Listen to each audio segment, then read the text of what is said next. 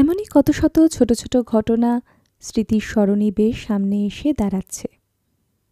তবু সম্পর্কটা এগোচ্ছিল।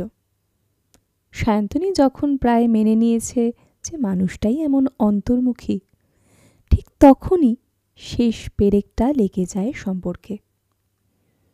পার্থিব চাকরিটা চলে যায় হঠাৎই, আর তার সাথে সাথেই পার্থিব পুরোপুরি যোগাযোগ বন্ধ করে দেয়। তারপর তো দিনের পর দিন অপেক্ষা, নির্ঘুম রাত, পার্থিবর ফোনে বারবার রিং করে করে কেটে যেতে থাকে। দিন যায়, মাস যায়, বছর ঘুরে যায়। সায়ন্তনী ধীরে ধীরে এইভাবে বেঁচে থাকা শিখে যায়। মেনে নেয় পার্থিবর ওকে আর কোনো রকম প্রয়োজন নেই। তবু বুকের মধ্যে অনুভব করে ওর জন্য এক আকাশ শূন্যস্থান। তারপরেই প্রায় 2 বছর পর আজ আবার দেখা। শরীর খারাপের জন্য কয়েকদিন ছুটি কাটিয়ে সায়ন্তনী আজ আবার অফিসে জয়েন করেছে। রোজের চেনা রাস্তা দিয়ে ফেরার সময় যাদবপুর থানার কাছে আজ আবার দাঁড়িয়ে থাকতে দেখে পার্থিবকে।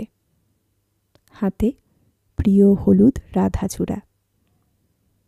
দ্রুত সরে যাওয়ার আগেই পার্থিব এসে পথ আটকায়।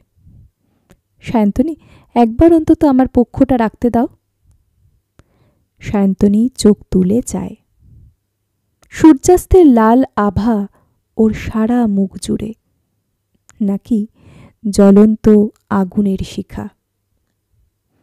পাশ কাটিয়ে চলে যায় সায়ন্তনী। কিন্তু পরপর 4 দিন একইভাবে একই জায়গায় দাঁড়িয়ে থাকে পার্থিব। হাতে সেই হলদে প্রস্ফুটিত রাধাচূড়া। শেষমেশ নিজের মনের কাছেই হার মানতে বাধ্য হয় সায়ন্তনী। সময়ের ঘষা লেগে শিলালিপি যায় ক্ষয়ে ক্ষয়ে, আমি একা বসে থাকি প্রেমিকের অপেক্ষা হয়ে। না না, কিচ্ছু চাইনি আমি আজীবন ভালোবাসা ছাড়া। আমিও তাদেরই দলে বারবার মরে যায় যারা।